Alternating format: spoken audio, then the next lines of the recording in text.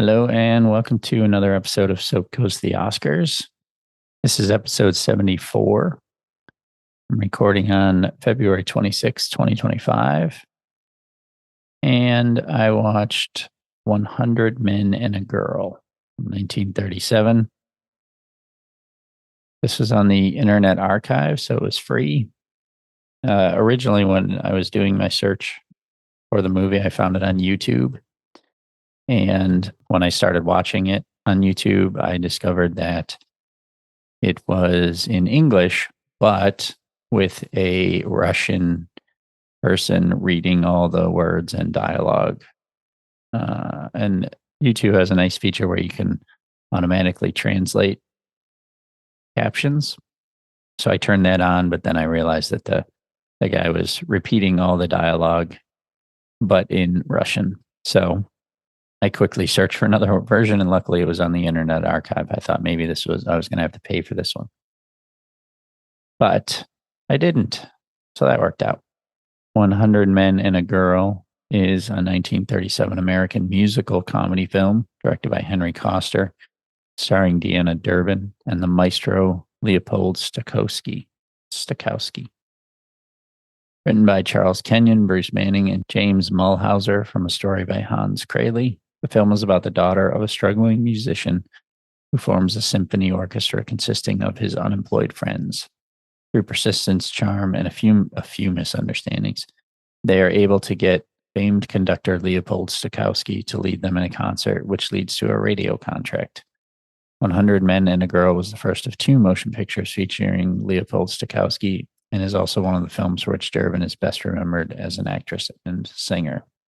Produced by Joe Pasternak, Charles R. Rogers, cinematography by Joseph A. Valentine, edited by Bernard W. Burton, music by Charles Previn, Frank Skinner, Leopold Stokowski.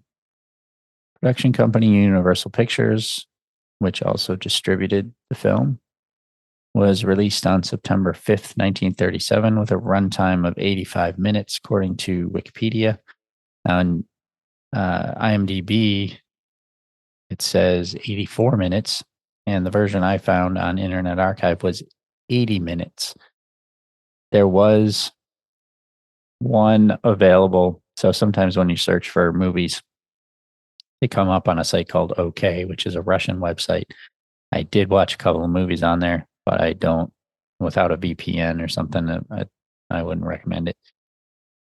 So it did show up on there at 84 minutes. So I'm not sure where the 4 minutes difference or 5 minutes, according to Wikipedia, is, but the one I saw was an hour and 20 minutes. Some background, everybody said you can't top Three Smart Girls, which Deanna Durbin starred in. There were several people in this from other movies, quite a few from My Man Godfrey, which was the snub movie I last reviewed. I was thinking maybe it was the same director because of that, but it was not. But yeah, she was in Three Smart Girls. That was her first movie, I think. That's probably they reference one of the films that she's been in. That's another one that she's remembered for. Everybody said you can't top Three Smart Girls, said Pasternak years later. I said you can top anything as long as you're honest, you don't fool yourself, you get the right subject, and you create a public taste for it. The film was originally called 120 Men and One Girl and was announced in December 1936. It was based on an original story and screenplay by Hans Crayley. Leopold Stokowski was, at the time of the film's release, co-conductor of the Philadelphia Orchestra with Eugene Ormandy. Political and artistic differences with the orchestra's board had already led Stokowski to allow Ormandy to assume a greater leadership role at the orchestra and eventually would lead Stokowski to break with the orchestra entirely. Casting Stokowski was reportedly Durbin's idea. Stokowski signed to make the film in February 1937. His fee was reportedly $80,000. Paramount objected, saying they had signed a contract with the conductor, but it turned out this was only verbal. Filming started in March. The film was nominated for the Academy Award for Best Picture. In addition, Charles Previn, in his role as head of the music department for Universal Pictures, won the Academy Award for Original Music Score. It was also nominated for Best Film Editing, Best Sound Mixing, and Best Original Story. So, as this said in the description, through persistence, charm, and a few misunderstandings, they were able to get famed conductor Leopold Stokowski to lead them in a concert. I get why people would like this. I get why it's funny. It's a very cute movie. Like the girl is cute, precocious, and I mean she's like 16 or something in this movie, but it's it's like sitcom premise where there's just so many misunderstandings and nobody talks to each other. And with the dialogue in this, everybody just shouts over one another and nobody lets the person that has the information, nobody else lets them give the information.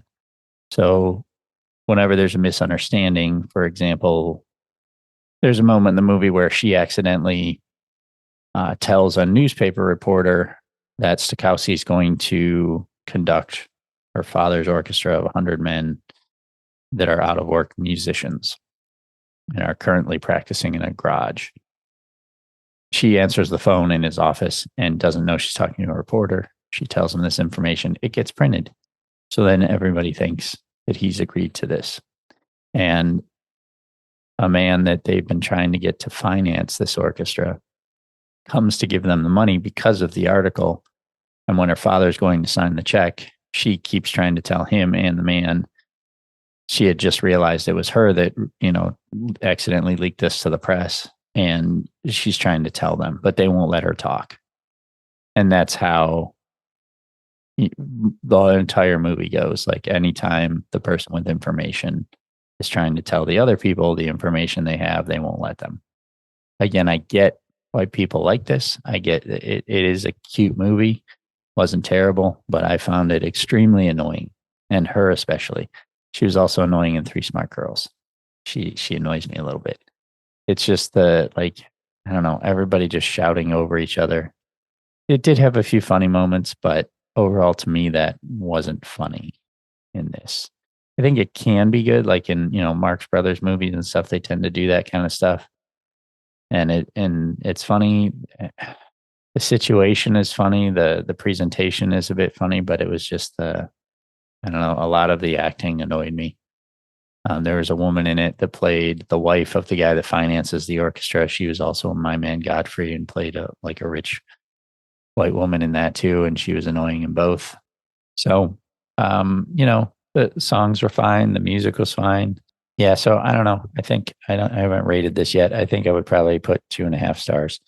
It's a fine movie. It just didn't do anything for me. So that's where I'm going to leave it.